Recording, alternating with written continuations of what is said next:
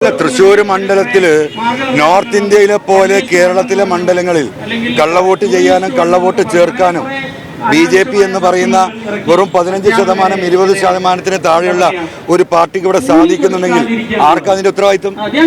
ഈ വോട്ട് ചേർക്കുമ്പോൾ ഈ പറയുന്ന ഇപ്പൊ പ്രസംഗിച്ചുകൊണ്ടിരിക്കുന്ന നേതാക്കന്മാർ എവിടെയായിരുന്നു? ഇവരിത് വെരിഫൈ ചെയ്യണ്ടേ? ഇവരിത് വെരിഫൈ ചെയ്യണമല്ലോ. അപ്പോ കേരളത്തിലെ പോലും മുഖ്യധാര രാഷ്ട്രീയ പാർട്ടികൾ ഈ വോട്ടർ പട്ടിക പുതുക്കുമ്പോഴും ആളെ ചേർക്കുമ്പോഴും അതിൽ ശ്രദ്ധിക്കുന്നില്ല എന്നതിന്റെ ഏറ്റവും വലിയ തെളിവ് കൂടിയല്ലേ തൃശ്ശൂരത്തത്? അതിന്റെ ധാർമ്മിക ഉത്തരവാദിത്തത്തിൽ നിന്ന് മുഖ്യധാര രാഷ്ട്രീയ പാർട്ടികൾക്ക് മാറി നിൽക്കാൻ കഴിയില്ല. അവർക്കും ഇതിന് ഉത്തരവാദിത്തമുണ്ട്. BJP ഇതേ രീതിയിൽ പോകൂ. അട്ടിമറികൾ നടക്കും, വോട്ടർ ലിസ്റ്റിൽ അട്ടിമറി നടക്കും, മെഷീനിൽ അട്ടിമറി നടക്കും. അതവർ നടത്തിയേ പോകും. ജനാധിപത്യം മൊത്തത്തിൽ അട്ടിമറിക്കപ്പെട്ടുകൊണ്ടിരിക്കുകയാണ്. അതിന്റെ ഓരോ സ്റ്റേജും കഴിഞ്ഞ് അതൊരു ഫൈനൽ സ്റ്റേജിലാണ്.